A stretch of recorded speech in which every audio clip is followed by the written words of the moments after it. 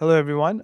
So today I will be talking about the challenges in applying IRA rebates and incentives that is mainly given by the Department of Energy for energy upgrades, energy efficiency upgrades for in the low-income communities.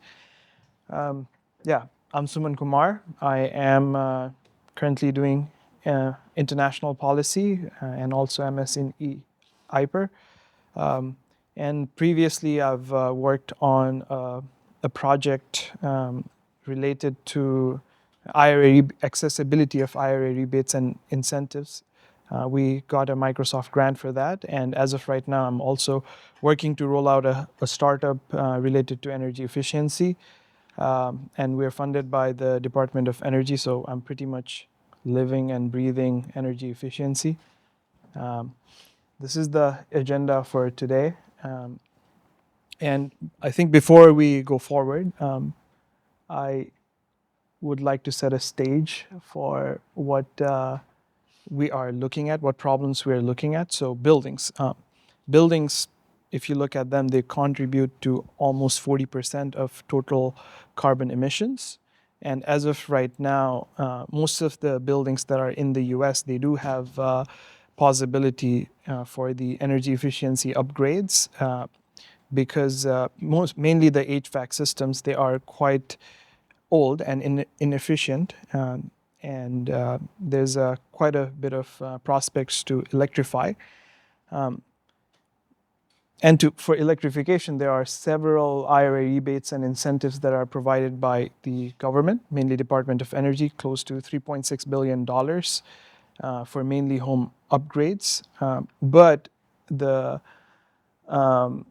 difficult aspect of the IRA rebates and incentives are they're extremely difficult to navigate, mainly because of all of the documents that goes into even recognizing what technologies should go in. And the process is quite complicated as it is right now. And it is much more even difficult for low-income household communities, mainly because they are resource constrained. So I also wanted to talk about, if you have a home, then how would you perform an energy upgrade and how would you go about applying for rebates and incentives? So the first thing to know is to figure out what rebates and incentive that you qualify for, it requires a lot of variable inputs, which is very difficult to calculate. You cannot just go to 6-step right away. First of all, you have to have an energy auditor visit your home. What they do is they perform analysis and they conduct energy audits. They prepare an energy audit report. And that energy audit report is kind of like a health report of your building, if you will, that tells you the current status of your building in terms of the energy consumption and in terms of the potential savings that you could have.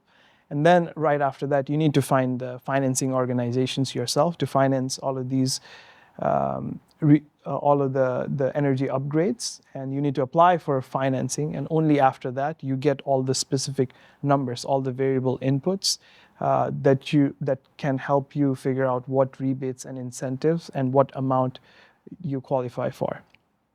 Now, for the theory of change, the most impactful theory of changes that I felt are the bottom three ones that you could implement. The first one is doing energy audits. The energy audits it's quite expensive. You can get the cost down, and I'm going to be talking about how you can do that later. The application process to access these rebates are quite complicated. That could be simplified. The third one is the simplest one that I think is assistance to cover initial assistance, mainly for lower income communities, to cover the upgrades or even to do energy audits in the beginning. That is quite complicated, so that can go a very long way. So to get the insight for my future propositions that I'm going to be giving. I conducted quite a lot of interviews. The top ones are all the financing organizations that I interviewed. And the common theme that I found out that financing organizations are the most equipped to be in the project origination to implementation, to be able to deliver the energy efficiency of the buildings, because they are well connected with the energy auditors, and also they can come up with like the specific numbers, and they are also well connected with vendors. I also interviewed these organizations which work with low-income communities. The main insight that I got from these low-income communities, the organizations that work with low-income communities, where they are having to navigate different private aspects and also public aspects at the same time. Public aspect related to rebates and incentives. So for them to be profitable, it's quite difficult. I also had a chance to go to Department of Energy conference, E-IPER, through which I kind of met quite a few individuals in the Department of Energy space, through which I was able to come up with the insights that the Department of Energy, it seemed that they're quite distant with the communities that really need help. I also conducted shadowed on-site audits, through which the main insight that I got was it's not as complicated if we use technology to do all these energy audits, which I'll be talking about in one of my solutions. So to analyze, so these are the three distinct stakeholders that I felt can have the most impact. One is Department of Energy, the other one is tech businesses, the other one is financing organizations. My proposed solution is, so Gemini Solution is one of the organizations, one of the businesses that's founded here at Stanford by one of the professors. He was able to reduce the energy audit cost all the way from $6,500 to $50. And the other solution that I think would be effective would, if government mandates all of these energy audits, and the other financing organizations, because they are well equipped, they can also play a huge role. And finally, vendors, if they could also take on a lead for doing these energy audits, because the concept here is you cannot regulate what you cannot measure. So uncertainties. There are many uncertainties in my work. The first one is the policies that I'll be proposing may not be receptive by policymakers.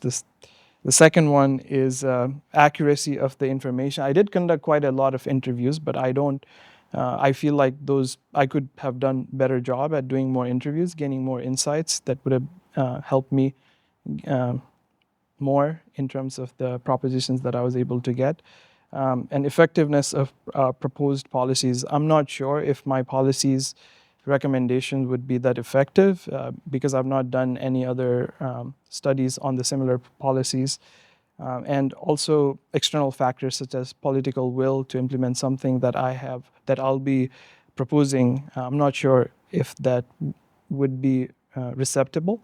And these are the main conclusions. But what I want to focus on are the bottom two ones. Is energy audits. It's very complicated, and it can be done in a very low cost. And the final one is equitable access to IRA rebates is crucial for advancing social and environmental justice, especially in low-income communities. This is one of the insights that I was able to get from the organizations that I talked to who are actually implementing these on the ground. Thank you.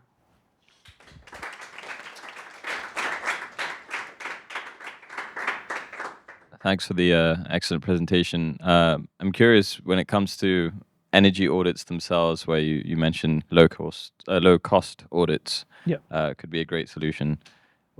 How do you think? Where are the opportunities to reduce cost, and what excites you most in transitioning towards that? Yeah. So right now, if you want to do energy audits, then the way it's done is you have to hire two well-trained engineers, mechanical engineers, who have had 2 or 3 years of experience. That's one of the biggest reasons why the cost hikes up, because they have to go on the site. The site visit that I did when I shadowed all of these mechanical engineers, I'm a mechanical engineer myself, and their work seemed more like a data collection. What they did was they went inside the building, they counted all of the numbers, and they looked at all the the energy consumption of all of the HVAC. So it was more of a note taking. What the Gemini solutions, what they have done is they actually train someone to take to acquire all of these data. So for that, the data training, I did the data training myself. It took me around, I think, 15 hours. But someone without a knowledge, technical knowledge, it could take maybe 20 to 25 hours. So if you are training someone with the skills of data collection, they don't need to know all of the science. The technology that professor has developed, he has developed this algorithm where you basically input all of these data collected numbers, and it spits out what we call in the industry Australia level 2 energy audits. That gives you, because the math and science in terms of calculations, it's almost the same. You don't need to send the engineers, 2 engineers with few years of experience on the ground to collect all of these data. And the algorithm is set in a way that it just spits out the Australia Level 2 standard audits. And the cost for that, for the professor was able to give me $50, whereas in these energy sites auditing, the preliminary, I think they were charging $6,500. So that's one of the biggest ways that the cost can be reduced using technology.